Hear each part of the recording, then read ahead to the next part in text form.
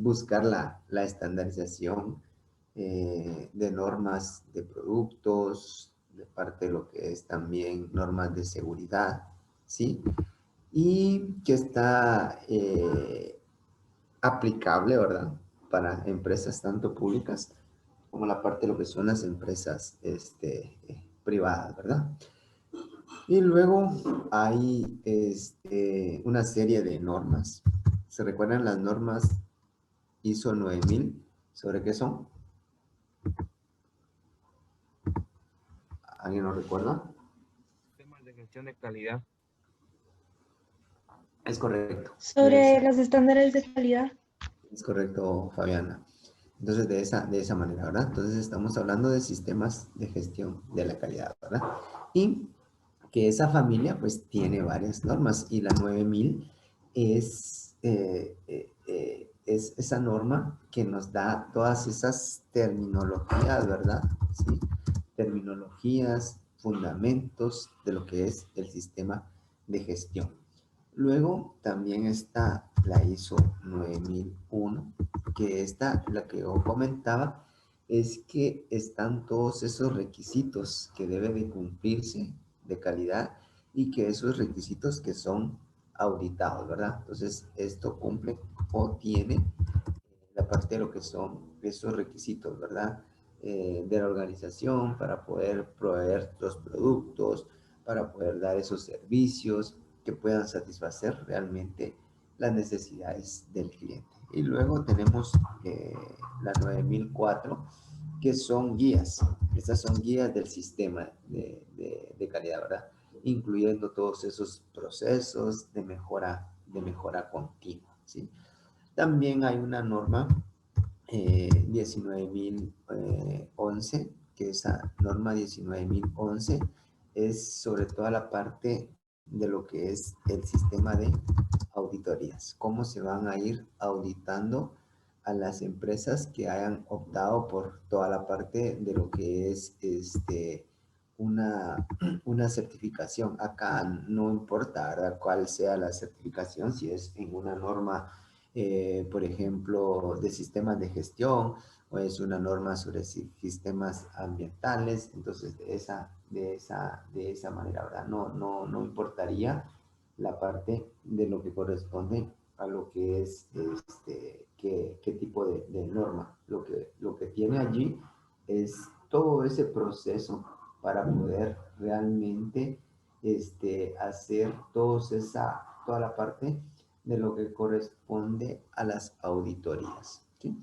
¿Se recuerdan que hay una norma que vimos en la parte de lo que es buenas prácticas agrícolas para poder realizar los análisis de calidad microbiológica, físico-química del agua? ¿Lo recuerda, Fabiana? Sí, ingeniero, pero no me recuerdo cuál era la norma. Ok, ¿alguien lo recuerda? Era la ISO 17025. Es correcto, de esa manera, ¿verdad? ¿Y el agua qué norma debe cumplir? ¿Alguien lo recuerda? ¿Alguien recuerda eso?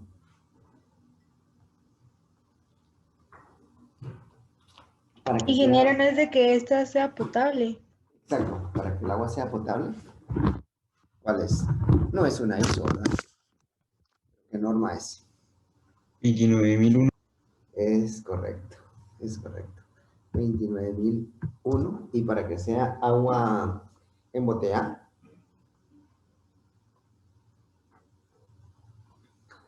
29005. 29.005. ¿Cuáles son esas normas que tiene Cobanor?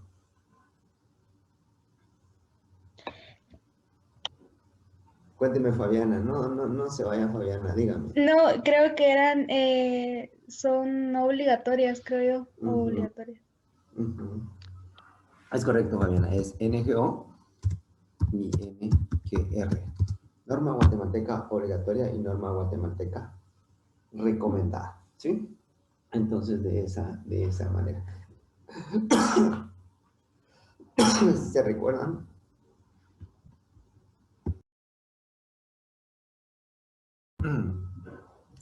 ¿Se recuerdan cuál es la norma para la parte de lo que es seguridad ocupacional?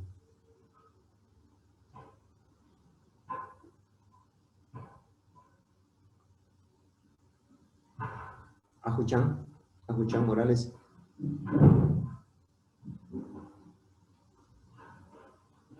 ¿Cuál dijo Inge? Aquí tengo una que es la 18.001, creo.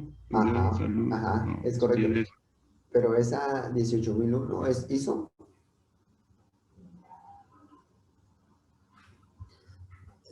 No, Ajá, no, ¿verdad?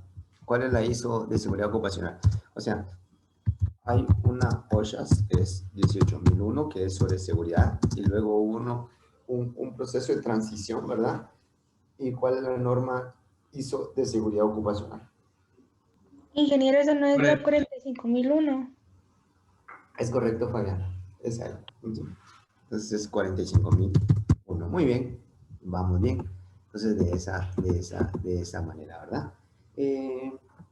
Luego también hay una norma sobre la parte de lo que es el sistema de gestión ambiental. ¿Se recuerdan qué norma es? 14.001. 14.001, correcto. ¿Sí? Tenemos la norma 14.001.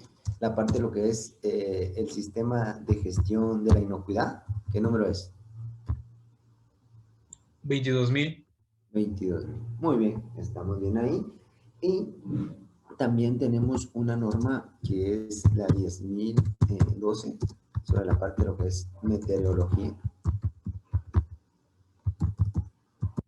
o metrología también, ¿verdad?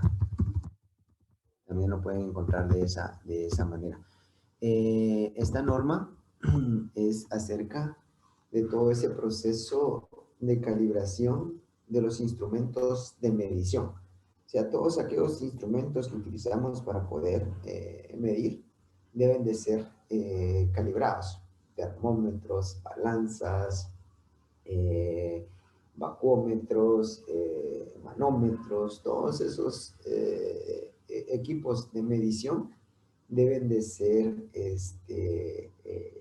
calibrados. La norma no me dice la frecuencia con los que yo lo debo calibrar.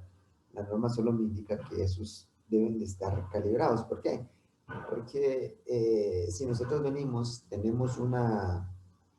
pensemos que tenemos una balanza y luego esa balanza la calibramos, ahorita viene un colaborador, toma esa balanza, la traslada para otro lado, puede provocar el proceso de descalibración, ¿verdad? Entonces, de esa manera. Entonces, hay que mantenerlos calibrados de forma de poder garantizar todas esas mediciones que se realizan. ¿Sí? Y luego tenemos esta otra norma, ¿sí? Que es la 10.012 más 1, ¿verdad? Es sobre la parte de lo que corresponde a lo que es la documentación. Acá va a aparecer todo lo que corresponde a lo que es homologar toda la información que se genere dentro de los diferentes organizaciones, diferentes empresas, ¿verdad? ¿Sí?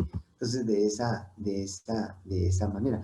Así como yo les mostré a ustedes en la parte de lo que son los programas operativos estandarizados de saneamiento, que hay un encabezado, que ese encabezado tiene que tener un logo, entonces toda esa parte ahora tiene que tener cuántas páginas, tiene que tener cuál es la versión, cuál es el procedimiento, entonces todo eso, la norma esta me da una estructura que debe de utilizarse. Y de hecho, eso hay que irlo adaptando en función de la empresa, ¿verdad? La cuestión es de que todo eso se maneje de una forma homologada, ¿verdad? Que se pueda ir manteniendo la parte esta. ¿Alguna duda con esto? No hay dudas, estamos claros. Muy bien. Ingeniero, Manda, toda esa señor documentación Anderson. también tiene un tiempo para ser guardada o ¿o no? Ajá, sí, sí. La documentación, pues, las normas colocan dan opciones de algunos plazos, ¿verdad? Unas normas hacen mención de que deberían de guardarse, en el caso de la parte de lo que son registros y todo, el tiempo en que el alimento se va a mantener estable, bajo el punto de vista de los alimentos. Otros hacen mención de que debe ser por lo menos 3 años, ¿verdad? En que se mantengan guardados la documentación. Y dependiendo del tipo de documentación que se utilice, por ejemplo, si yo tengo documentada una política de calidad, una misión, una visión, pues cada vez que se le haga esas modificaciones, ¿verdad? Entonces, de esa manera. No sé si te aclaro ahí. Ingeniero, gracias. Muy bien, Omar. Bueno, entonces de esa manera. Entonces, como no hay dudas, como todo está claro, eso esperaría yo que esté clarito, ¿verdad? Entonces vamos a hablar un poco, ahora vamos a entrarnos a otro tema y vamos a empezar a hablar sobre la parte de lo que son la conservación de los alimentos. Si yo les dijera a ustedes, ¿qué es conservación? ¿Qué me respondería? Yo pensaría que es el proceso que permite alargar el tiempo de vida de un producto. Ok, gracias, Steven. ¿Alguien más? Mantener las cualidades que un producto posee. Mantener las cualidades. Muy bien. Andy, Son como los, bueno, para mí son como los métodos que podemos utilizar para alargar la vida del producto o para que éste tenga más estabilidad durante más tiempo. gracias, Fabiana. Muy bien, muy bien. Entonces, lo que ustedes han comentado, ¿verdad? Esta conservación, pues ese conjunto, ¿verdad? De procedimientos que se van a ir aplicando, no solo de procedimientos, sino también de recursos, ¿verdad? Para poder preparar, para poder envasar los alimentos con el fin, pues, de poder incrementar ese tiempo de vida, como ustedes lo están diciendo, ¿verdad? Entonces, a través de esa conservación, vamos a ir bloqueando o vamos a hacer que esas reacciones, ¿sí? Tanto enzimáticas como de los microorganismos, se vayan desarrollando, pero de una forma mucho más lenta, ¿sí? De una forma más lenta. ¿Por qué? Porque ustedes recordarán que cuando vimos las macromoléculas, pues, los alimentos, pues, son esenciales realmente para el crecimiento y el desarrollo de varias funciones metabólicas, ¿sí? Construyen tejido, recuperan órganos, son capaces de dar inicio a otros procesos metabólicos más complejos y por lo tanto esta conservación, pues, va a ser importante para poder tener alimentos en épocas en las que no hay, ¿verdad? Y también la conservación, pues, es un método bastante antiguo, ¿verdad? Que se había utilizado ya desde hace muchos años. ¿Cuáles son esos objetivos de la conservación? Ustedes ya comentaron uno, pues, prolongar esa vida útil. ¿Pero qué otros objetivos tiene la conservación de los alimentos? Ingeniero, tal vez aumentar su valor. Aumentar valor. Puede ser generar valor agregado, ¿verdad? Sí, eso es una de los objetivos. ¿Alguien más?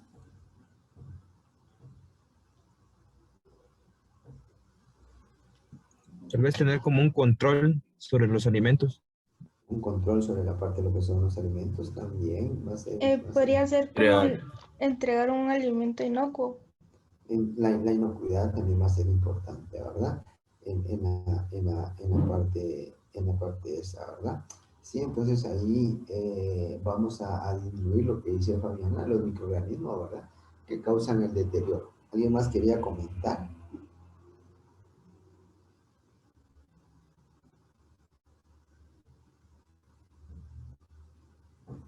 ¿Qué más quería comentar?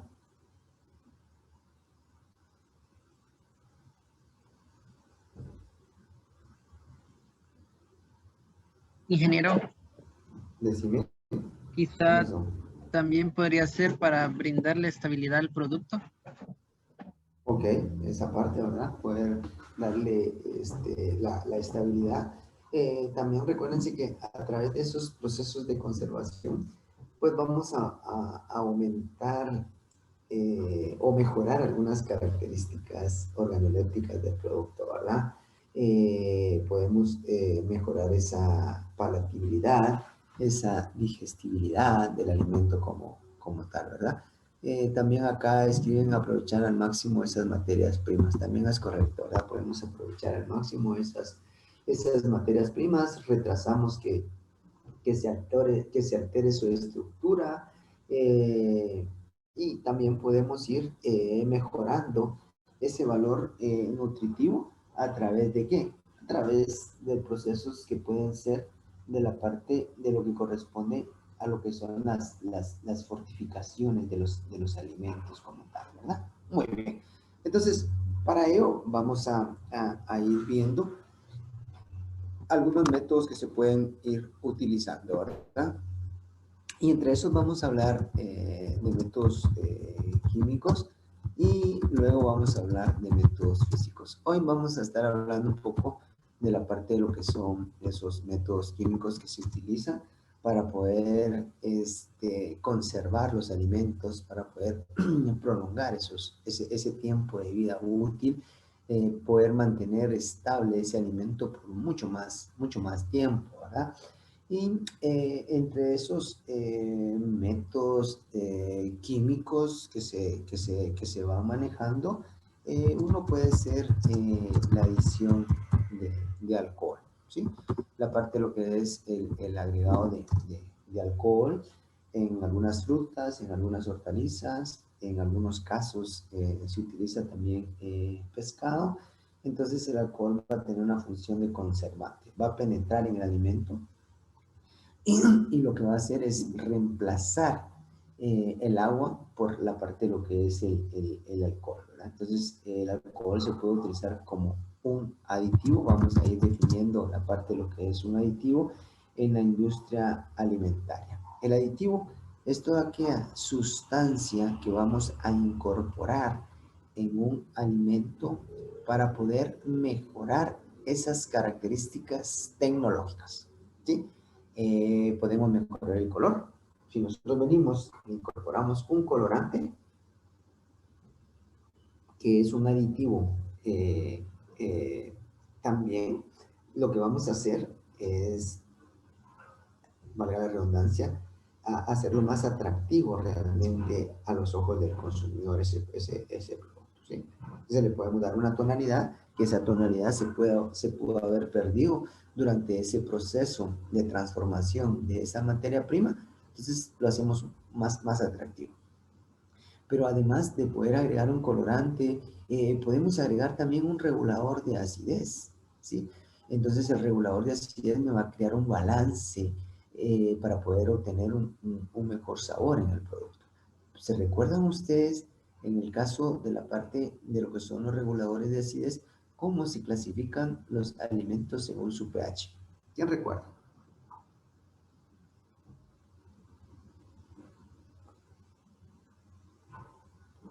¿Alguien lo recuerda?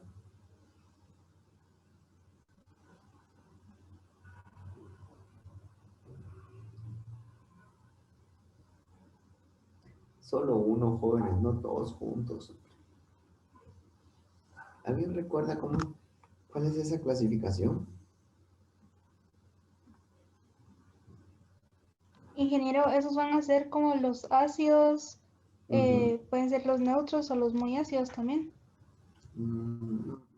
Más o menos, ¿sí? Pero yo les había comentado de algo más. Gracias, Fabiana. Pero por ahí más o menos va la cosa. ¿Alguien más? Solo Fabiana, solo 2, 3 comentan. ¿Los demás? Ahora me imagino que el primo no está. Bien, ahí está primo. El otro primo es el que no está. Dame, primo. ¿Cuáles son como que las fases de las ideas, dijo? ¿No? Ala, primo, ¿dónde andas, primo? desayunando estás todavía, comiéndote el postre estás, primo, ¿no?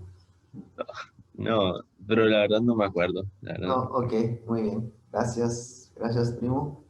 Entonces, les voy a volver a recordar. Recuerden que el lunes tenemos el examen, ¿verdad? Entonces, alguien escribió. Solo vamos a ver quién escribió en el chat y luego vemos. Alcalinos pueden ser, dice Campos. En función de su pH podemos clasificar los alimentos en baja, alta acidez y alimentos acidificados.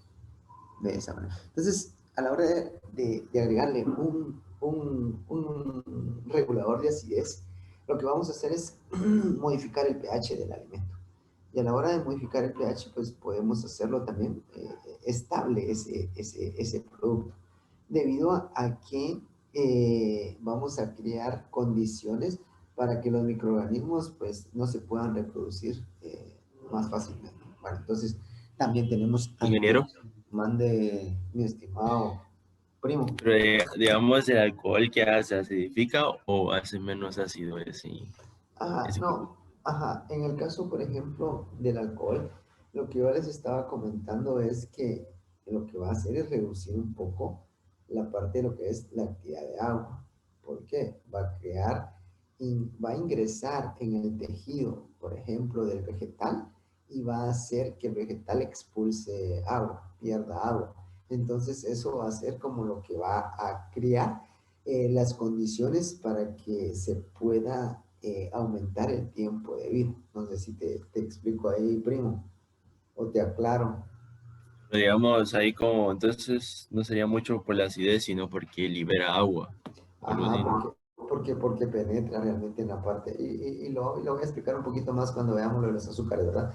Que lo que hace es liberar agua. Pero, ¿por qué definimos el aditivo? Porque yo les decía que realmente algunos alcoholes o los alcoholes son utilizados como aditivos en la industria alimentaria, como el propilenglicol, el glicerol, el manitol. Entonces, de esa manera empecé a definirle lo que era el aditivo como tal, ¿verdad? Como esa sustancia que le voy a incorporar al alimento para poder mejorar esas características tecnológicas. Entonces yo les decía, bueno, podemos mejorar el color, podemos mejorar el sabor, podemos mejorar el tiempo de vida a la hora de agregarle un conservante, a la hora de agregarle, por ejemplo, un antioxidante, a la hora de agregarle un regulador de acidez. Y también vendrían aquellos alimentos a los cuales les incorporamos, por ejemplo, un incrementador de volumen, como el caso de la parte de lo que son los hidrocoloides, ¿verdad? Que los hidrocoloides se los vamos a ir incorporando con el objetivo de absorber agua, incrementar volumen, reducir costos de producción y vamos a encontrar una diversidad de aditivos. Los edulcorantes también, ¿verdad? Que se pueden ir utilizando en la parte de lo que es la industria como tal. No sé si hay alguna pregunta, alguna duda, algo que... Ya, ¿sí? aún, digamos, regresando a lo del pH, ¿en qué estado del pH es como que dilata más tiempo el producto en sí? Recuérdense que nosotros hablamos de este pH, 4,6. Entonces, los alimentos que tengan un pH abajo de 4,6 se pueden mantener mucho más estables, mientras que estos alimentos que tengan un pH igual o mayor a 4,6 necesitan un proceso de esterilización comercial. Entonces, si tenés un alimento abajo de este pH, lo puedes mantener en condiciones. Pero eso no quiere decir, por ejemplo, te voy a colocar otro ejemplo. Veamos los frijoles parados o los frijoles volteados que están en envases de hojalata o en la parte de lo que son esos envases flexibles como el Doypo.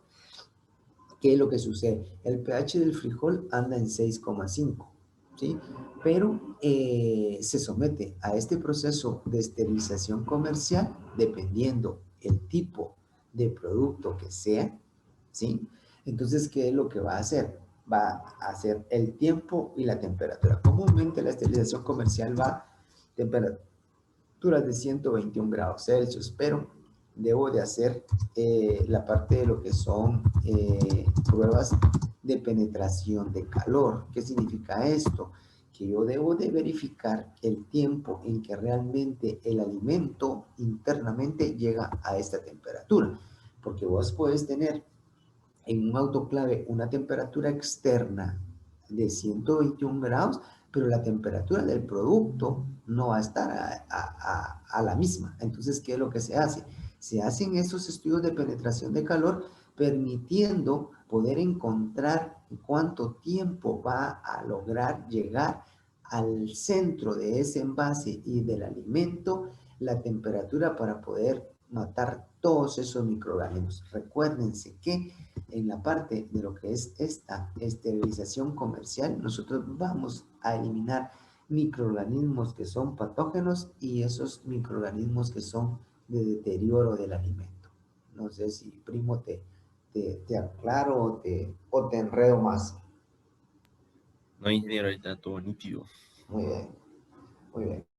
Bueno, entonces de esa manera, ¿verdad? Bueno, otro método químico es, por ejemplo, la adición de grasas a los alimentos. Y acá le voy a colocar el ejemplo de todas las frituras, papas fritas, las plataninas, en las que yo vengo y lo que hago es calentar aceite, por ejemplo. Caliento aceite a una temperatura. Ahí voy a tener que evaluar las variables, tanto de temperatura, tanto de tiempo como de corte, el tamaño de corte. Entonces, ¿qué es lo que hago? Caliento la grasa, ya cuando la grasa ya está caliente, voy a sumergir la papa o el plátano, o ahora hay chip de malanga, por ejemplo, hay chip de zanahoria, entonces los incorporo. Y ahí lo voy a dejar un tiempo. En ese tiempo, ¿qué es lo que va a pasar con ese producto? Ese producto va a empezar a perder agua, ¿sí? Se va a empezar a deshidratar, ¿sí? Hasta poder lograr mantener esas cualidades, ¿sí? O esas características sensoriales, pues que tenga realmente un crunch, ¿verdad? Que no vaya a estar, por ejemplo, dorado sobre la parte externa y la parte interna quede aguada. Entonces, de esa manera. Entonces, cuando yo logro eso, ¿qué es lo que voy a hacer? Lo que voy a hacer es incrementar ese tiempo de vida, porque igual le reduje la cantidad de agua al alimento. Por supuesto, ahí estoy reduciendo esa cantidad de agua. En la parte de lo que es la adición de las grasas, vamos a tener una desventaja. ¿Y qué desventaja va a ser? Que puede existir una oxidación de esos ácidos grasos del alimento, ¿sí? Esa oxidación que va a ser provocada, por ejemplo, si hay entrada de oxígeno o de la luz, que me va a provocar que sabores, ¿sí? Rancios en el alimento. Por lo tanto, debo de controlar esas condiciones, ¿sí? Y para ello también se utiliza, por ejemplo, aditivos que son antioxidantes, ¿verdad? Como el butilhidroxianisol o el butilhidroxitolueno, que son utilizados y que vienen a veces incorporados en los aceites industriales, que los aceites industriales también pueden soportar temperaturas altas, sino que lo que va a suceder, ustedes ven el ejemplo claro de las personas que venden papitas en la calle, ellos están reutilizando varias veces el aceite y llega un momento que la papa pues ya tiende a tomar toda la parte de lo que corresponde a lo que son esos sabores rancios. Acá chip de la parte de lo que son el envasado en atmósferas modificadas. Por supuesto, eso va a ayudar a que podamos evitar entrada de oxígeno, ¿verdad? Y modificamos esas condiciones atmosféricas, sustituimos el oxígeno por otro gas para poder crear esas condiciones e incrementar el tiempo de vida útil del producto. ¿Alguna duda? ¿Algún comentario? Decime, Brandon. Disculpe, ¿podría repetir lo de eso de los aditivos que se utilizan? ¿Qué significa VHA y VHT? Ok, Muy bien, Brando. En el caso, por ejemplo, del BHA, es butil hidroxianisol. Voy a copiar acá. Voy a escribir aquí para que no. Butil hidroxi- y butil hidroxitolueno.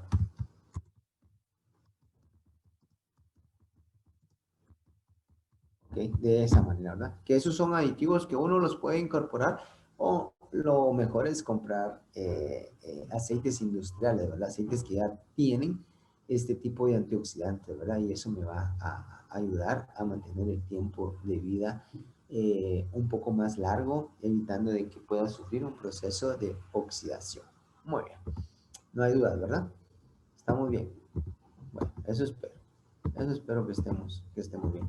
Otro de los métodos químicos es, por ejemplo, adicionar azúcar. El azúcar es un aditivo natural, ¿verdad? Que se utiliza, ¿sí?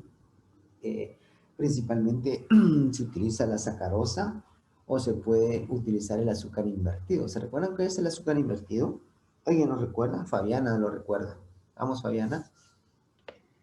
Ay, yo me recuerdo que es cuando la sacarosa se descompone en dos, ingeniero. Es correcto, ¿verdad? Ya sea de forma química o de forma enzimática, ¿verdad? Entonces, a la hora de que nosotros vengamos y le vamos a incorporar azúcar, lo que estamos haciendo es disminuyendo esa actividad de agua. ¿Cómo? Lo que va a suceder es lo siguiente. Hay un proceso de ósmosis. En ese proceso de ósmosis, eh, el, el azúcar va a penetrar en el tejido de la fruta o del vegetal y el vegetal va a eliminar agua de esa forma. Entonces se va a reducir esa actividad de agua, por lo tanto vamos a incrementar los tiempos de vida, ¿sí? Bueno, ahí Anderson pregunta, ¿qué diferencia existe entre añadir azúcar y añadir stevia? Bueno, eso lo vamos a ver en las partes de lo que son las bebidas, pero los dos son edulcorantes, ¿sí? Lo único que, por ejemplo, la stevia tiene un poder endulzante mucho más grande que el azúcar. Entonces vamos a encontrar edulcorantes que pueden endulzar 200, 500, hasta 2000 veces más que la sacarosa. Entonces, ¿qué es lo que sucede? Cuando uno le venden, por ejemplo, una bebida en la que dice que es una bebida light, lo que le están incorporando es un edulcorante. Entonces, como el edulcorante va a endulzar mucho más veces que el azúcar, entonces la cantidad que estoy incorporando es una cantidad más pequeña. Por lo mismo, la cantidad de calorías que me va a proporcionar va a ser menor, aunque tenga 4 kilocalorías por gramo, pero como estoy incorporando menos gramos, entonces eso me va a hacer que pueda tener una bebida como es. No sé si te resuelvo tu duda, Anderson. Sí, ingeniero, gracias. Muy Y bien. otra duda, por ejemplo, en el tema de las gaseosas, por ejemplo, en las Coca-Colas, que existen unas que dicen ser azúcar y las otras con azúcar, aquí cómo funciona los edulcorantes o no sé si no añaden. Sí, son la parte de lo que corresponde a lo que son edulcorantes que se van incorporando, ¿verdad? Como te decía, cuando toquemos el tema de bebidas, pues lo vamos a profundizar un poquito más, pero lo que se está haciendo es de que se le incorpora otro azúcar, ¿verdad? Otro edulcorante, perdón. Entonces, de esa manera está promoviendo ante la parte de lo que es el mercado de que le va a proporcionar menos cantidad de calorías como tal, ¿verdad? Hay algunas bebidas en las cuales no puedes sustituir completamente el azúcar, ¿verdad? ¿Sí? Si vos probás una bebida en la que le incorpores solo un edulcorante, el sabor va a ser diferente, ¿verdad? Entonces, hay algunos lo que hacen es hacer mezclas, ¿verdad? Agregan una cantidad de azúcar, un porcentaje de azúcar y un porcentaje del edulcorante, de manera de poder ir creando un equilibrio. Ahora cuando dice 0% o cero azúcar, se está diciendo que no le incorporaron sacarosa, pero que sí tiene otro edulcorante como tal, ¿verdad? Muy bien. Entonces, de esa manera, con la adición de los azúcares, lo aplicamos mucho en la parte de lo que son la elaboración de mermeladas, la parte de lo que son la elaboración de los almíbares, la elaboración de las jaleas, todos los procesos de confitería. Se lo vamos a ver, hay un mensaje acá. Campo dice...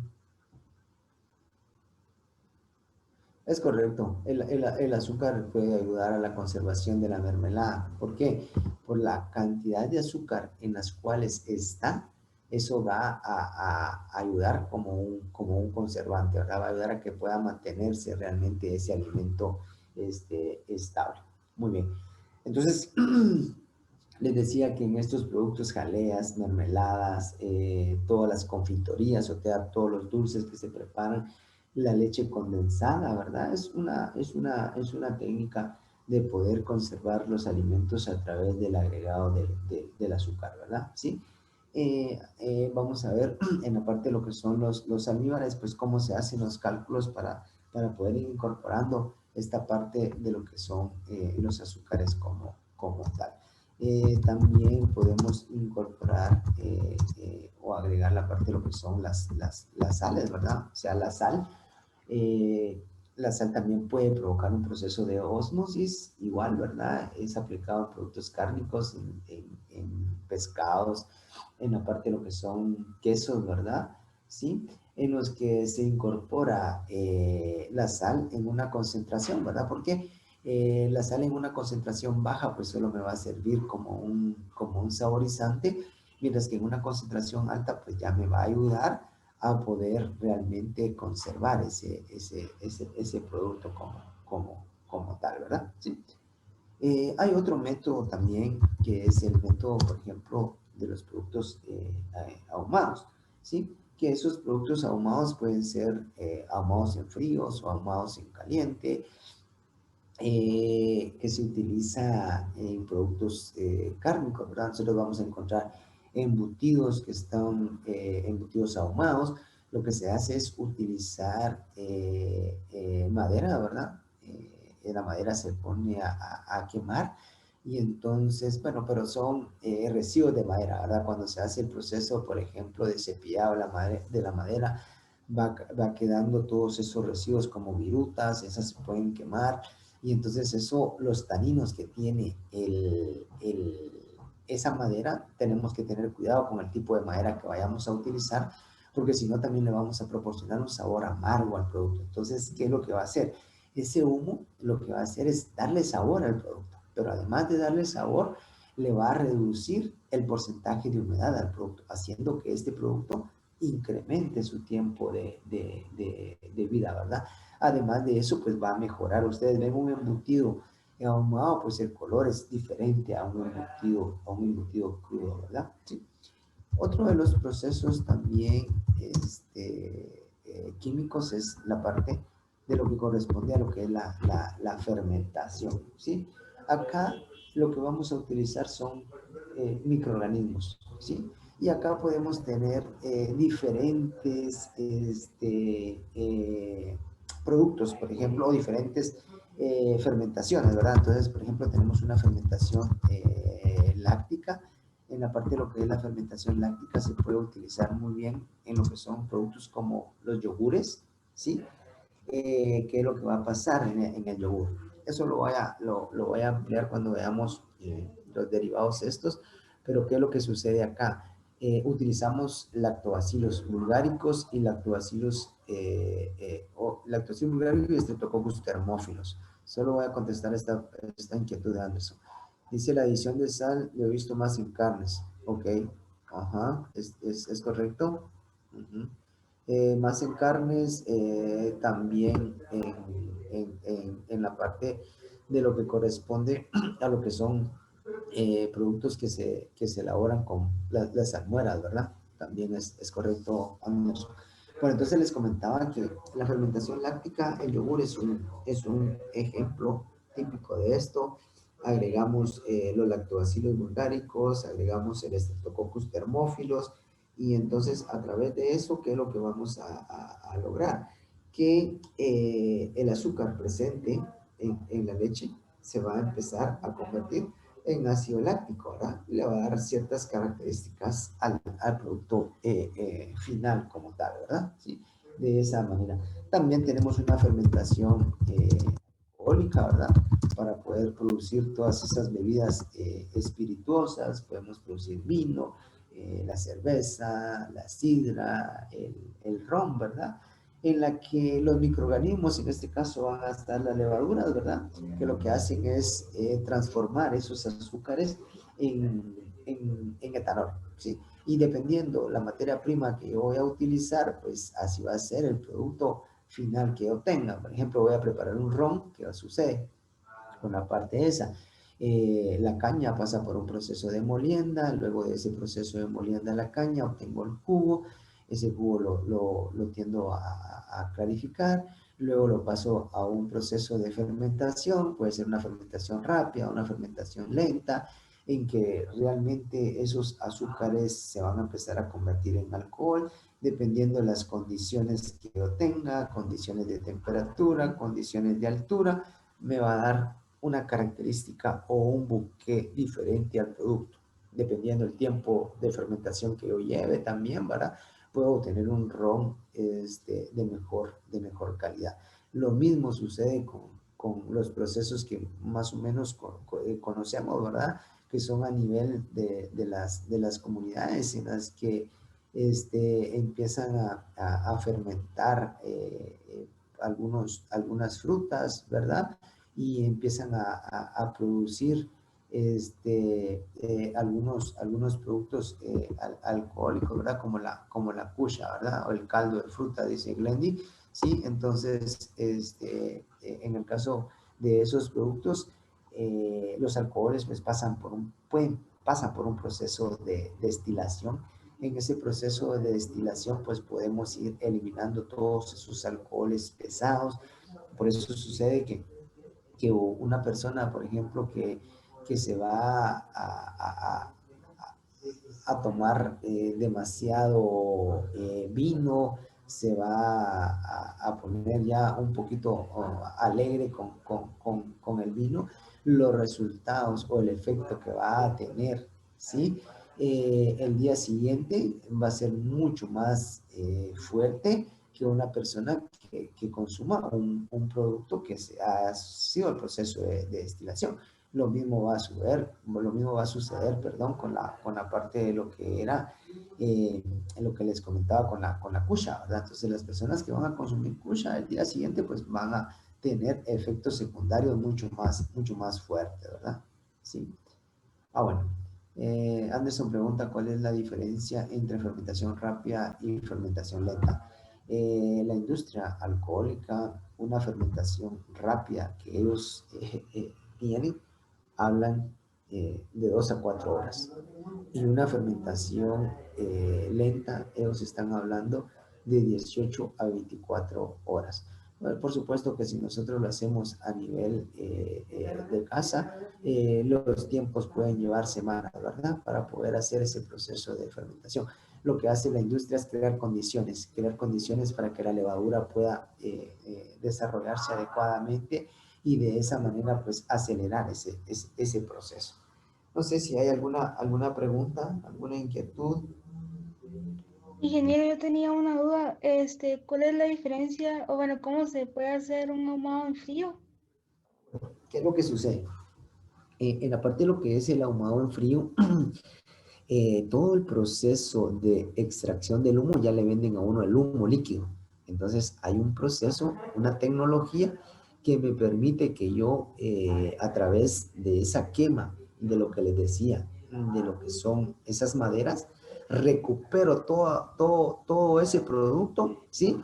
Y ya me lo venden como humo líquido.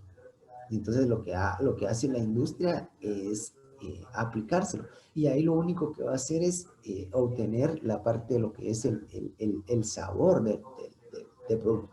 Por supuesto que ya después puede pasar a un proceso de escalado, ¿verdad? Del producto para poder ir fijando un poquito la parte de lo que es el color. Pero de esa manera es, ya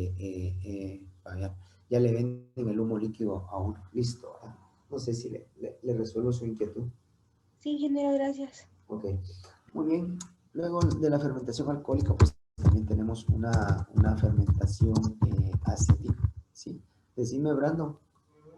Ingeniero, y así como, ¿a qué se debe que a veces dicen de que mientras una bebida alcohólica tal vez es más añeja, es mejor? Ok, eso es correcto, ¿verdad? Entre más tiempo deje uno la bebida, ¿sí? Entonces, ¿qué es lo que va a provocar? Que se desarrollen ciertos congéneres, ciertos sabores como tal del producto, le va a dar un mejor buque. Entonces uno va a encontrar en el mercado, por ejemplo, añejos 10, 12 años, ¿verdad? Entonces la industria lo que hace es mantener alcoholes, ¿sí? En barricas, por ejemplo, y esas barricas lo que hacen es ir desarrollando esas características a través de los taninos que tiene la madera, ¿verdad? Y le va a generar esos buques, ese sabor realmente. Entonces eso le va a permitir que después la industria empiece a hacer mezclas, ¿verdad? Y entonces ya va a tener mejores características. Decime, Junior. Ingeniero, únicamente para informarle que el compañero Rudy los sacó del internet y que si Ok, lo puede aceptar. ok, gracias por avisar. Ahí está listo para que pueda ingresar. Muy bien. Colindres, ¿verdad? Ok. Ahí está, gracias Sergio también. Ok, muy bien. Estamos, bueno, no sé si te resuelvo tu duda, creo que era abrir con la parte de lo que era la fermentación, ¿verdad? Andy. Ingeniero, gracias. Ok. Profe, la tanina de la madera dijo que se absorbía y daba Ajá, ese sabor. los taninos, ¿verdad? Los taninos de las maderas son los que le van a dar. Comúnmente para poder hacer esos procesos se utiliza roble, ¿verdad? Para poderle dar ese buque, ¿verdad? Hay algunos productos, como en el caso de los vinos que se siguen añejando, nosotros podemos encontrar algunos vinos las botellas de vino que se encuentran inclinadas, por ejemplo, aún en los supermercados. Eso permite que se sigan desarrollando ciertas características, ¿verdad? Y le dé un mejor sabor al producto. Muy bien. No hay preguntas. Bueno, entonces tenemos la fermentación acética.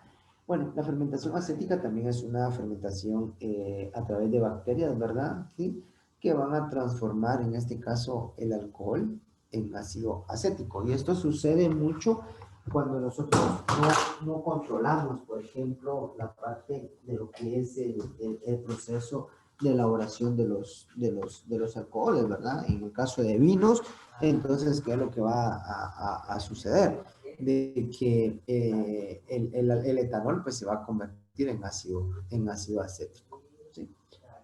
Bueno, ¿qué más me falta? Tengo láctica, alcohólica, acética, me falta la butírica. Entonces tenemos acá una fermentación butírica, que puede ser, ¿verdad? ¿Qué es lo que sucede con esta fermentación butírica? Acá lo que va a suceder es también se produce a partir de la parte de lo que es la lactosa y va a producir ácido láctico, pero esta fermentación butírica puede dar como resultado la parte de lo que es la oxidación de esos ácidos grasos y obteniendo como resultado final el sabor rancio, ¿verdad? No sé si hay alguna pregunta, algo que haya quedado no muy claro, si no, continuamos. ¿Podría repetir? Ok, en el caso de la fermentación acética yo les comentaba que también es a través de bacterias, ¿verdad? A través de microorganismos, específicamente la acética es por acetobacter. ¿Qué es lo que va a pasar acá? Lo que va a suceder es de que cuando vos venís y no dejas de controlar la producción de etanol, se te va a convertir ese etanol en ácido acético, por más vinagre. El caso típico es el ama de casa, ¿verdad? Ahorita vamos campos, ¿eh? El caso del ama de casa, que la parte de lo que es la cáscara de la piña, la coloca a fermentar. Entonces, como no controla condiciones, ¿qué es lo que va a producir allí? Vinagre. va a producir ácido acético como tal. No sé si te aclaro ahí. Muy bien. La fermentación butírica que estaban preguntando por allí se produce a partir también de la lactosa, ¿verdad?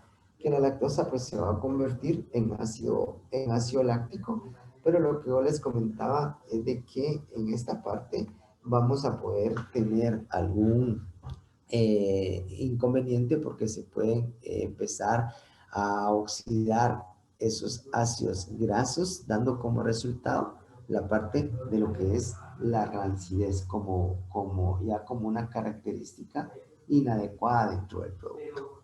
Muy bien, vamos a continuar. Y ahora vamos a hablar un poco la parte de lo que son los almíbares, ¿sí? ¿Y qué es un almíbar? Un almíbar es una solución en la que le vamos a incorporar agua, ¿sí? Le vamos a incorporar la parte de lo que es azúcar, y ahí vamos a ver más adelante que dependiendo de la cantidad de azúcar que yo incorpore dentro del producto o dentro del ¿cómo se llama? De la solución de almíbar, pues voy a poderlo clasificar en un almíbar muy concentrado, un almíbar concentrado, un almíbar diluido, un almíbar muy diluido, dependiendo de la cantidad de azúcar. Y por eso es de que nosotros encontramos a veces en el mercado que dice, bueno, tenemos piñas sin almíbar light.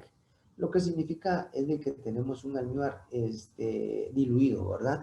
En que le hemos incorporado menor cantidad de azúcar, y cuando ya llega a un proceso de estabilización, que se lo voy a platicar un poquito adelante, esa solución pues tiene más o menos unos 14 grados Brix, ¿sí? Que se recuerdan que en el caso de la parte de lo que son los azúcares, los medimos a través del refractómetro y los expresamos como grados Brix, ¿verdad? ¿Sí? Entonces, de esa manera. Entonces, acá el azúcar, pues como ya lo habíamos comentado, es un aditivo natural, ¿sí? Que se utiliza para poder conservar, ¿verdad? El producto, en este caso, la parte de lo que es la fruta. Entonces, yo les comentaba hace un rato que el azúcar en la solución de agua, ya eso va a ser una solución de almíbar, va a ir penetrando en la parte de lo que es el tejido de la fruta. Entonces, el tejido, ¿qué es lo que va a hacer? O la fruta, ¿qué va a hacer? Va a empezar a liberar agua, ¿sí? Y va a liberar agua hacia la parte de lo que es el almíbar, ¿sí? Hasta poder llegar a un punto de equilibrio. ¿Qué significa eso?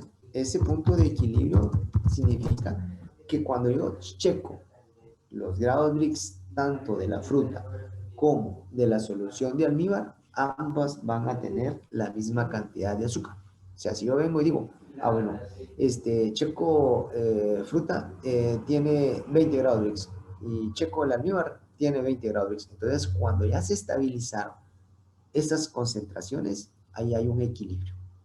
No sé si me explico. Eso es un proceso de osmosis, ¿verdad? ¿Decime, Brando? No, yo quería confirmar que sí se explica. Ok, gracias. Muy bien. Entonces, de esa manera, ¿verdad? Logramos encontrar esa parte de lo que es el equilibrio. Decime, primo. O sea, que digamos, al agua se le echa azúcar, ¿va? Y cuando ya esté la relación agua y azúcar, que tenga los mismos grados Brix con el azúcar pura y el agua con azúcar, ahí se encuentra el punto de equilibrio, ¿no? Ajá, pero no te lo voy a explicar. No es tan así como lo comentas, pero la idea está. Veamos, pues. Veamos que tenemos acá, por ejemplo, yo voy a preparar un melocotón sin almíbar. Entonces yo vengo y digo, acá voy a ingresar fruta, pero además de fruta voy a ingresar la solución de almíbar, ¿sí? Y al final yo voy a necesitar, ¿sí? Que cuando llegue el proceso de la parte de lo que es el equilibrio, ese proceso de ósmosis, bueno, yo necesito que cuando ya el proceso de ósmosis va a hacer 20 Brix. Entonces vos venís y acá tenemos un producto, como les decía, melocotón, y chequeas cuántos grados Brix te está aportando el melocotón, por ejemplo.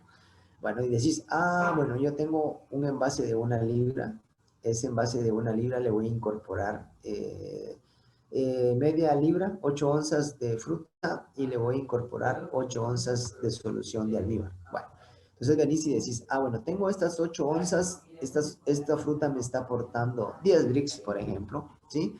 Y acá estas 8 onzas, no sé cuánto de almíbar tengo que preparar, con cuántos grados Brix, entonces lo coloco como X, y acá sí necesito que esta solución esté a 22 grados Brix. Entonces eso vamos a hacer ejercicios más adelante. Entonces lo que haces es lo siguiente: ingresás los melocotones, los colocas en un frasco, los colocas en una lata, y ya como calculaste la cantidad de grados Brix a la cual tenés que preparar esa solución, se la aplicas en caliente. Pasados un par de semanas que vas a provocar ese proceso de ósmosis. ¿Por qué? Porque acá entró el melocotón con 1 grado Brix y acá entró la solución con otro grado Brix. Entonces, cuando se hace ese proceso de ósmosis acá, ¿qué es lo que va a suceder? La fruta empieza a absorber azúcar del almíbar y empieza a soltar agua. No sé si te explico, primo. Hay otra pregunta por acá. Anderson dice que para alcanzar el punto de equilibrio se puede acelerar o frenar la relación. ¿Qué tan diluido esté el almíbar? Sí, puede ser, lo puedes acelerar. Y una de las formas de poder acelerar esto es de que cuando yo escalde mi fruta, la puedo escaldar ya en una solución de almíbar, que eso me va a permitir que pueda penetrar más rápidamente los azúcares al tejido de la fruta y pueda acelerar ese proceso. Primo, no sé si te aclaro, primo. O sea que lo que se trata de hacer con el almíbar es que, digamos, tenemos que llegar a un cierto punto de grados Brix de la fruta, y para eso se le agrega el almíbar para que la fruta agarre y llegue a ese punto, ¿no? Es correcto, de esa manera, ¿verdad? Entonces vos venís y la fruta te va a aportar una cantidad de azúcar, y entonces tenés que ver, bueno, yo quiero un almíbar que sea diluido, que ese almíbar llegue, por ejemplo, a 14 grados Brix. Bueno, entonces, ¿con cuánto debo yo de preparar mi solución para que al final de ese proceso de ósmosis pueda llegar a esos grados Brix que yo quiero en el equilibrio?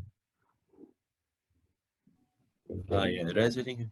Muy bien, primo. Anderson, te aclaré ahí con la parte de lo que es tu pregunta de acelerar. Sí, ingeniero, gracias. Muy bien. Bueno, entonces tenemos esta parte, ¿verdad? Agua más azúcar, pero esa solución no solo tiene agua más azúcar, también le podemos incorporar un regulador de acidez, ¿sí? Más común es utilizar ácido cítrico, ¿verdad? Por su costo, se utiliza más ácido cítrico, pero podemos utilizar ácido málico. Si yo voy a preparar, por ejemplo, manzanas en almíbar, pues lo mejor es utilizar ácido málico. Un regulador de acidez, puedo agregar un antioxidante, porque recuerden que algunas frutas pueden sufrir ese proceso de oxidación, y también puedo incorporar, ¿se recuerdan qué es esto? ¿Alguien lo recuerda? Fabiana sí lo recuerda. Creo que era carboximetil celulosa, si no estoy mal. Es correcto. Ajá. ¿Y eso qué es? Es un hidrocoloide, ¿verdad? Entonces también se puede incorporar ese carboximetil celulosa para poder ir cambiando un poco las propiedades del agua, y que pueda tener un poco más de viscosidad, ¿verdad? Y también puedo incorporar algún antioxidante. De esa manera. Entonces vamos a decir que el almíbar es esa solución de agua más azúcar, regulador de acidez, un antioxidante, un hidrocoloide, y la parte de lo que corresponde, perdón, aquí es conservante, volví a colocar allá, y un conservante, ¿verdad? Sí, de esa manera vamos a poder lograr la parte, ¿verdad? Entonces, almíbar es esa solución, azúcar diluida en agua hasta obtener la consistencia, que esa consistencia se la puede dar el carboximetil celulosa, ¿sí? Y lo que va a hacer realmente esa parte es poder ir ocupando todos esos espacios que va a dejar la fruta dentro de la parte de lo que es el envase, como también le va a dar el sabor al producto. No sé si me explico, ¿sí? No sé si me explico ahí, pero lo que va a hacer es realmente, cuando yo digo ocupar el espacio, es lo siguiente. Yo tengo un envase de vidrio, por ejemplo, y le voy a agregar melocotones. Le incorporo los melocotones. Los melocotones les voy a colocar, ¿qué es lo que va a hacer? Entre melocotón va a quedar un espacio. Entonces, entre esos melocotones que quede el espacio, a la hora de agregarle la solución de almíbar, se van a ocupar esos espacios que quedan dentro del frasco debido a que los melocotones no los puedo juntar, ¿verdad? No, o sea, tal vez no es la palabra juntar, sino que siempre va a quedar un espacio entre melocotón dentro del frasco. Entonces, de esa manera. Pero además de ello, me va a dar cierto sabor, ¿verdad? Me va a dar el sabor realmente al producto. Muy bien. Entonces, ahora vendría y yo les digo a ustedes, bueno, fíjense que yo necesito que ustedes preparen 10 litros de agua. Solo vamos a ver, hay un comentario o una pregunta en el chat. Ah, sí, es cierto, Campos, puede ser como un jarabe. Ajá, puede tomar esa característica, ¿verdad? De un jarabe. Esa característica, ustedes ven, por ejemplo, un almíbar tiene como que fuera algo como mieloso, ¿verdad? Pero no solo por el azúcar, sino por la consistencia que fue tomada. Muy bien, entonces yo les digo, miren jóvenes, yo necesito que a estos 10 litros de agua que tengamos acá, los lleguemos a 35 grados. Y la pregunta es, bueno, ¿cuánto de azúcar le voy a incorporar yo a eso para que pueda llegar a esa cantidad de grados Brix? Entonces, hay una fórmula. Ustedes me podrían decir, bueno, yo mido el agua, le empiezo a agregar el azúcar y le voy checando los Brix hasta poder llegar a los 35. Pero hay una fórmula que dice, esto lo vamos a llamar como kilogramos de azúcar, pero podrían ser kilogramos, podrían ser gramos, podrían ser libras, podrían ser onzas, cualquier unidad. Lo que sí es cierto es de que tienen que manejar las mismas dimensionales, ¿verdad? No puedo manejar yo acá kilogramos de azúcar, va a ser igual a las onzas que yo tenga, por ejemplo, de agua utilizada, ¿verdad? Entonces, si no, aquí voy a tener onzas, ¿verdad? Entonces, de esa manera. Entonces, voy a decir kilogramos de azúcar por los kilogramos de agua. ¿Cuántos kilogramos hay acá de agua? 10.000. Kilogramos, 10.000 mililitros. Son 10 kilos, ¿verdad? Porque como es agua, la densidad es 1. Entonces tengo los 10 kilogramos, ¿sí? Esos 10 kilogramos de agua los voy a multiplicar por los grados Brix deseados. ¿Cuántos grados Brix deseados tengo? ¿Quiero? 35. Exacto. Y lo voy a dividir dentro de ¿qué? Lo voy a dividir dentro de 100 menos esos grados Brix deseados. 100 menos grados Brix deseados. De esa manera. Entonces voy a decir 100 menos esos grados Brix deseados. Recuérdense que los grados Brix los podemos expresar como porcentaje de azúcar, ¿verdad? De esa manera. Entonces ahí podríamos tener la parte. Entonces, ¿cuántos kilogramos de azúcar le voy a incorporar a estos 10 litros de agua? ¿Cuánto sería?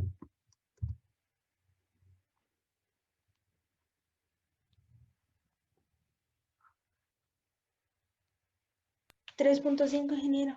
3.5. Ahí es menos los grados Brix deseados o es igual. Sería 5.39, no, 38. Okay, vamos a ver. Ok, vamos a ver. Multiplicamos 10 por 35, lo dividimos dentro de 65, Fabián. Porque es 100 menos 35, ¿verdad? No sé, Ok, gracias, ingeniero. Ok. Ok. Ok, gracias. Campos 538. Entonces sí quedan 538, ¿verdad? ¿Estamos claros con eso? Entonces, cada vez que yo quiera calcular la cantidad o los kilogramos de azúcar que voy a incorporar, y yo voy a decir que son esos kilogramos, en este caso de agua. Pero si yo tuviera una mezcla, por ejemplo, yo voy a decir esos kilogramos de mezcla que yo tenga, ¿sí? Kilogramos de pulpa, por ejemplo, si yo voy a formular una mermelada, voy a decir kilogramos de pulpa o kilogramos de puré que tenga. Entonces vengo y digo, estos 10 por los grados Brix deseados dividido dentro del 100 menos esos grados Brix deseados. De esa manera voy a lograr determinar. Ok, no hay duda, ¿verdad? Estamos claros. Bueno, yo espero. ¿Se recuerdan que el lunes tenemos el examen y el examen vamos hasta lo que veamos el día de hoy? Entonces, veamos y nos imaginémonos nosotros que acá tenemos un envase, ¿sí? Que contiene ya un producto y que contiene, pensemos piñas en almíbar. Y vamos a decir de que este envase, por ejemplo, tiene una capacidad de 16 onzas, ¿sí? Bueno, acá tenemos 16 onzas. Cuando hablamos del peso neto, nos estamos refiriendo al peso que va a haber acá del producto. En este caso, si es un almíbar, tenemos el peso de la fruta más el peso de la solución, menos el envase, ¿verdad? Entonces eso va a ser un peso neto. Entonces, ¿qué es lo que hacemos acá? ¿O qué es lo que les quiero preguntar? Yo les digo, miren, jóvenes, acá tengo este envase que tiene esta capacidad de 16 onzas y ese producto, ¿sí? Está a 18 grados. Pensemos en esa manera. Bueno, acá tenemos 18 grados. Eso está a 18 grados. No les estoy diciendo de dónde viene esa parte del azúcar. Puede provenir de la fruta y puede provenir de la solución de almíbar que yo apliqué. La cosa es de que ahí hay 18 grados. Mi pregunta es, en estas 16 onzas, ¿cuántas onzas de azúcar hay dentro de ese envase? ¿Cómo lo calculamos? ¿Qué dicen? ¿Qué piensan?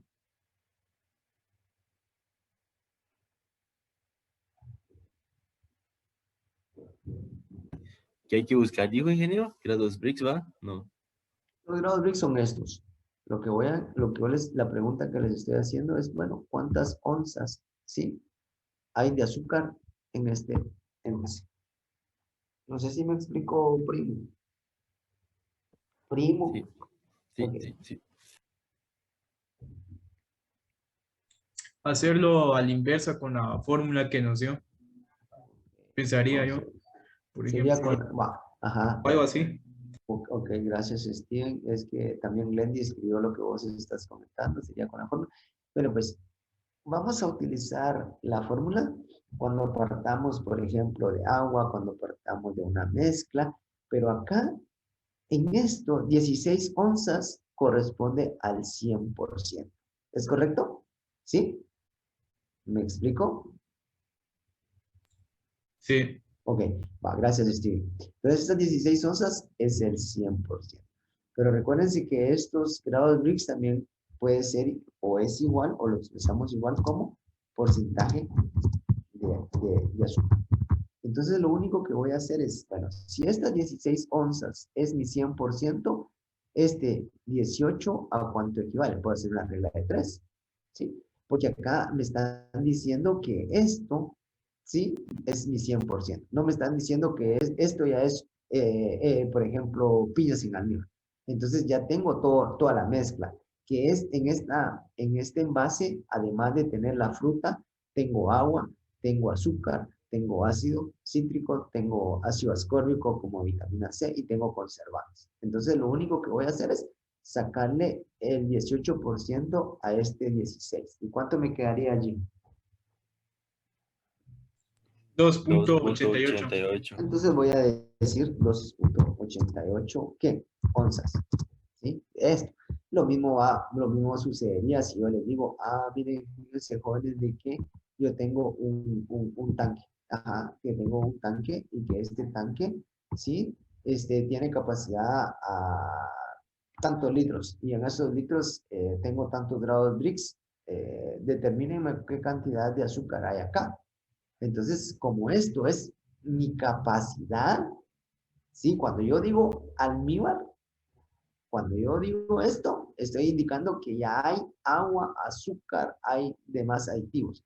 Ahora, si yo les digo, miren, jóvenes, acá tengo este tanque que está lleno de agua, tiene capacidad de 10.000 litros de agua, calculen qué cantidad de azúcar. Entonces, ahí voy con la fórmula. No sé si me explico o los enredo. No se escucha, jóvenes. Ya se cansaron ustedes. Ya vamos a terminar. Ya nos quedan 20 minutos. Ingeniero. Ok. Ok, ahorita vamos. Solo vamos a ver otra pregunta que estuvieron aquí en el chat. Vamos a ver. Bueno, dice Glendy que no le queda muy claro. Bueno, veamos pues. Vamos a volver a la diapositiva anterior, ¿verdad? Entonces tenemos acá que yo les estaba comentando. Les estaba comentando lo siguiente. Como esto, voy a utilizar la fórmula esta cuando yo parto, en este caso, que es almíbar, que yo parto de agua. ¿Sí? Si fuera, por ejemplo, voy a formular un néctar, sería agua más la pulpa de la fruta. ¿Sí? Entonces aquí diría yo, bueno, kilogramos de azúcar va a ser igual a los kilogramos de mezcla que tenga. Ok. Cuando yo parto de agua, ahorita en este caso, voy a utilizar esta fórmula.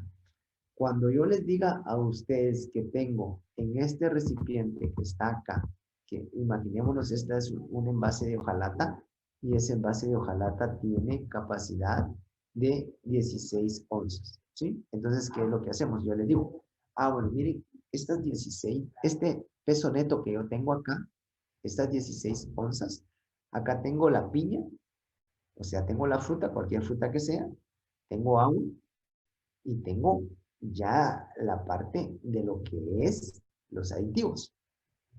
Entonces mi pregunta es, dentro de este peso neto que está acá, ¿sí? Acá no les digo yo, bueno, miren, acá hay tanto porcentaje de agua, sino que les estoy diciendo que aquí ya está esto todo mezclado. Entonces, ¿cómo le voy a hacer para poder determinar la cantidad de azúcar que está presente acá? Simplemente voy a sacar el porcentaje, porque los grados Brix va a ser igual al porcentaje de azúcar. Lo mismo sucede si yo les digo a ustedes, miren, jóvenes, ahí tengo 0,05% de ácido ascórbico. Entonces, dentro de esta mezcla. Entonces, ¿ustedes qué es lo que hacen acá? Entonces, ustedes vendrían y dirían, bueno, 16 onzas es mi 100% de toda la mezcla. Y el 0,05 solo es de ácido ascórbico. Entonces, a estas 16 onzas le saco el 0,05% y voy a encontrar las onzas de ácido ascórbico que hay ahí. Solo voy a ver, hay otra pregunta, otro mensaje acá. Sería un producto ya terminado. Es correcto. Sí, eso sería ya el producto terminado. Esto estaríamos hablando ya de un producto envasado. Ya un producto terminado. Es como que ustedes vengan y vayan al supermercado y compren una lata de melocotones en almíbar. Entonces, ustedes ven esos melocotones y entonces dicen, bueno, aquí hay 16 onzas, 29 onzas, 32 onzas, ¿sí? Bueno, de eso ustedes checan en el refractómetro, determinan los grados Brix, entonces ustedes, bueno, acá hay tantos grados Brix, ¿cuánto de azúcar habrá en esta lata? Entonces ustedes pueden hacerlo a través solamente de porcentajes, independientemente les decía que si ese azúcar proviene de lo que yo incorporé o del azúcar también de la fruta. No sé si les aclaro ahí o los enredo más. No se oye, jóvenes. No se escucha. Sí, ingeniero, a mí me quedó claro. Ok, gracias Fabiana por responder, porque los demás no quieren. Están durmiendo, creo yo. Ah, bueno, gracias Campos. También Campos responde. Muy bien. Entonces, de esa manera lo podemos ir desarrollando. Bueno, muy bien. Veamos, pues. Otra de las cosas es de que yo venga y les diga a ustedes. Miren, jóvenes, yo tengo este envase, ¿sí? Y les puedo decir, miren, fíjense que este envase tiene acá 17 centímetros de altura y tiene 9,2 centímetros de diámetro, ¿sí? Necesito que me determinen cuál es la capacidad de esa lata, de ese envase. ¿Cómo lo determinaría? 9 punto, aquí dijimos 17 centímetros, ¿verdad? Oye, 17 centímetros. ¿Listos? Y dijimos que había 9,2 de diámetro. ¿Sí? Altura, 17 centímetros. Y un diámetro de 9,2 centímetros. ¿Cuál es la capacidad de ese envase?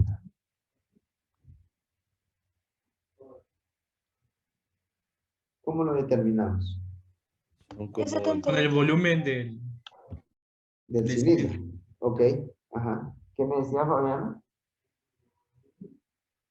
No, que es 78.2 el volumen. El volumen total, 78.2, ¿qué, Fabiana? ¿Cuál es la unidad de medida, perdón? Centímetros cúbicos sería, ¿no? Ok. Revíselo. A mí me sale una cantidad mayor, no sé, es 924.24 centímetros. ¿Cuánto No sé. decís, primo? 924. 924. .24 centímetros cúbicos. Ok. ¿Alguien más? Alguien escribió, Fabiana, revíselo. Anderson tiene 1100 y algo, ¿verdad? Anderson, 1100. ¿Cuál era el otro número, Anderson? Es que iba a decir que lo escribí mal, es 1130. Ok, 1130 igual que Campos, 1130. Ok, 1130 también. Ok, muy bien. ¿Sí? ¿Cómo determinamos esto? Recuerden que el volumen de un cilindro es pi por radio al cuadrado por altura. ¿Sí? Entonces vengo, el radio de esto es la mitad, ¿verdad? O sea, son 9,2 dividido entre 2, lo elevo al cuadrado, lo multiplico por el pi y lo multiplico por esa altura. Entonces sí me va a dar este dato, ¿verdad? No sé si lo puede corroborar Primo y Fabiana. Sí, ingeniero, sí, me dio lo mismo también. Ok. Primo. Pues no, no me da eso, pero bueno. Tal vez ingresaste mal los datos en tu teléfono o tu calculador. Creo que tenían pi, pues la mitad serían 4.16 al cuadrado por 17, pero no sé. Ajá, volver a ingresar.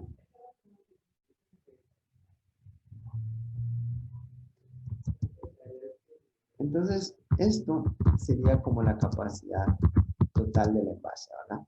Algo muy importante es de que nosotros debemos de dejarle un espacio a la parte de lo que es, y eso se le va a llamar espacio de cabeza, que es el espacio que hay entre la tapadera y el alimento, ¿sí? De esa manera. Esto me va a servir para poder provocar un buen vacío.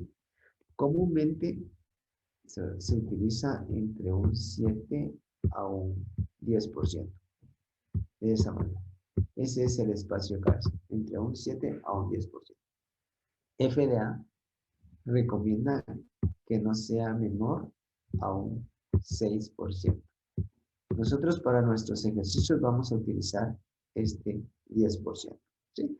Entonces, si yo les pregunto a ustedes, cada vez que si yo les doy un cilindro, van a encontrar su capacidad total y luego van a encontrar la capacidad real, ¿sí? Entonces, esa capacidad real, si ya tengo que mi capacidad total es 1130, entonces esos 1130 lo voy a multiplicar por 0,90 y eso va a ser igual a ¿cuánto?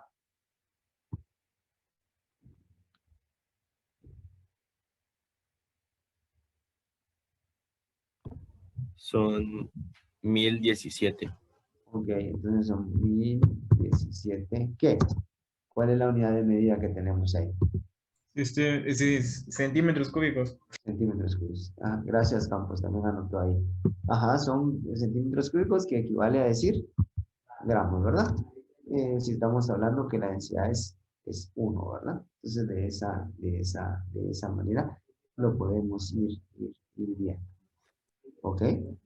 Ahora Ingeniero, o sea que hasta ahí se va a llegar el producto, ¿no?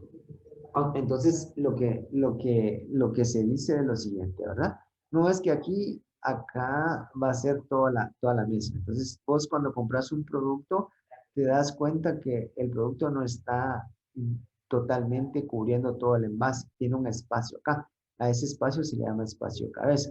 Entonces, ¿qué significa acá? Que mi capacidad real de este cilindro es de 1017 gramos. No sé si te explico, primo. Sí, gracias. Ok.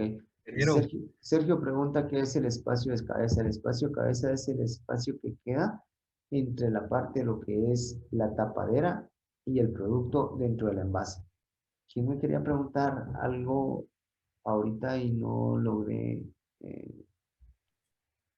solo iba a Brandon. comentar, ingeniero, así como eso también beneficia a que a la hora que la lata se caiga, puede resistir un golpe debido a que no está totalmente llena. Ajá. Lo que vos comentabas son pruebas que se llaman pruebas de resistencia, ¿verdad?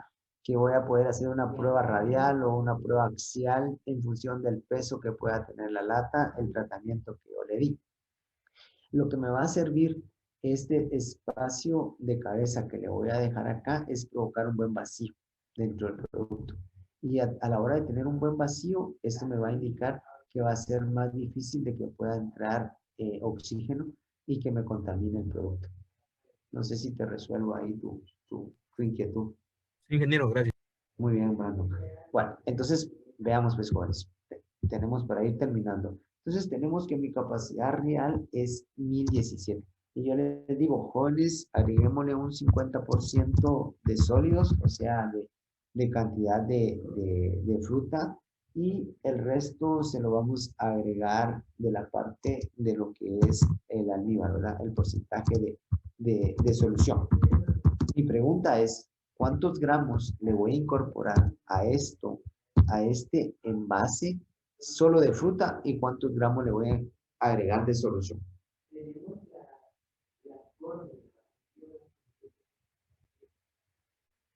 ¿Cuánto sería?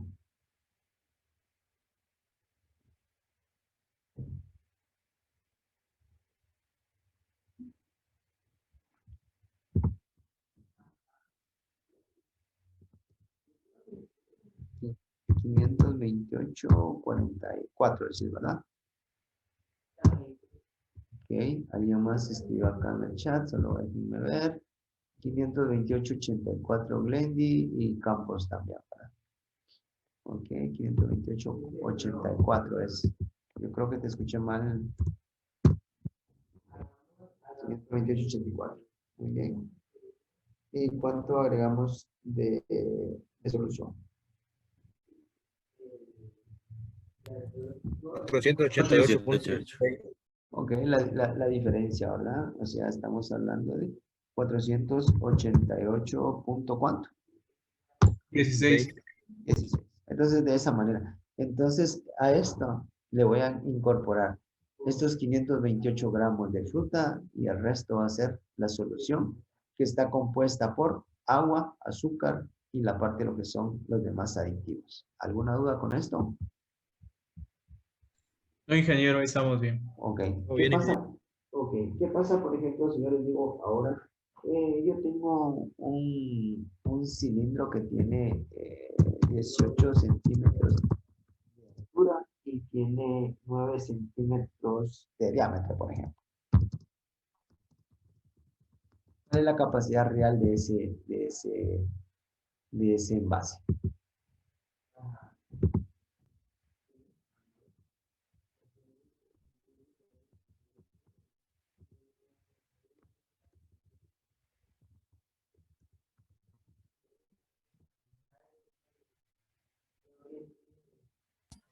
Es de 1030.59 o .60.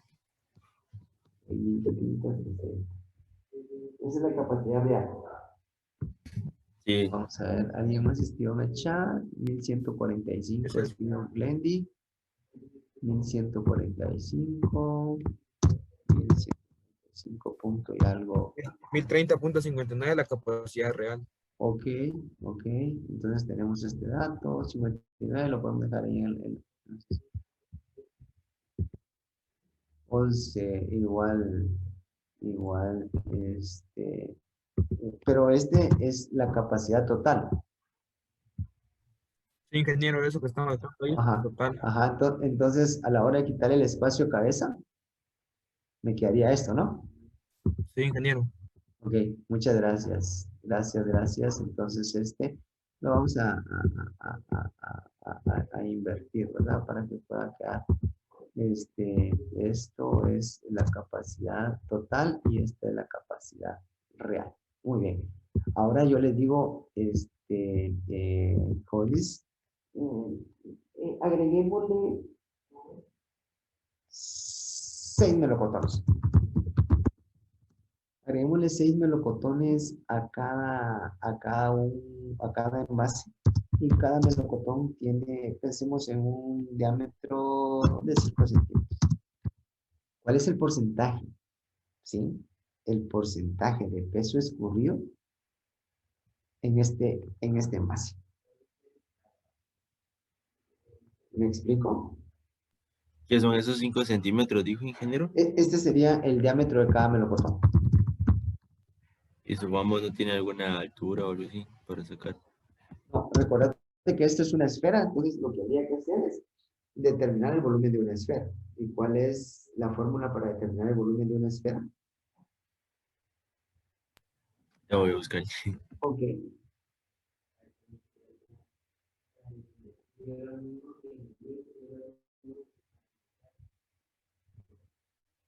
Es 4/3 de pi por Es radio. correcto. Es correcto. Entonces tenemos que el volumen de la esfera va a ser igual a los 4/3 de pi, ¿verdad? Por el radio al cubo, ¿verdad? Ajá. Ok, perdón. Entonces esto, de esta manera. Entonces ahí encontramos ese volumen que va a ocupar esos melocotones. ¿Cuál es el volumen que ocupa allí?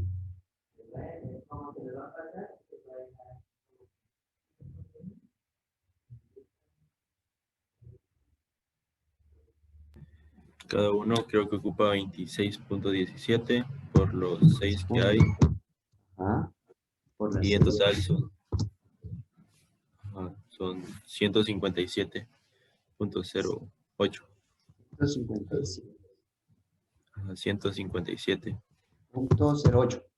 Sí. Ok. Esto estaríamos hablando, no tengo densidad, lo vamos a tomar como que fueran gramos, ¿verdad? Ok. Gramos o puede ser, ahorita no nos importaría tanto esa parte. Entonces, ¿cuál es el porcentaje que hay ahí de sólidos?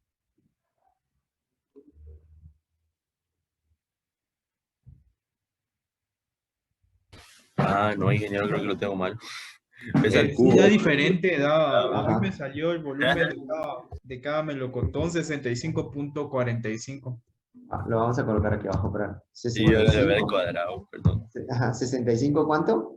.45 centímetros. 45. Ajá, por 6 unidades, ¿cuánto me queda?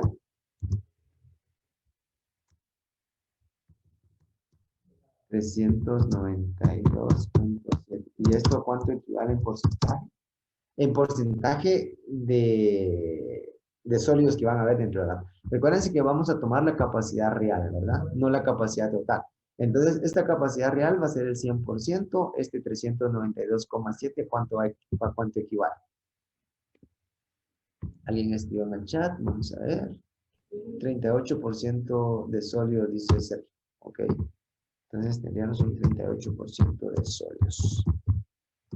¿Alguien más? A mí me dio lo mismo, ingeniero, 38% de sólidos. Gracias, Omar. 38 ingeniero, también. 38% de sólido. Ok, gracias, Steven. También Lendy escribió en el chat. Gracias. ¿Alguien más escribió? Campos también. Estamos ahí. Muy bien. Sergio igual también escribió. Ok. ¿No hay alguna duda con esto? Si no hay ninguna duda, lo dejamos acá. Que tengan un feliz día, feliz fin de semana.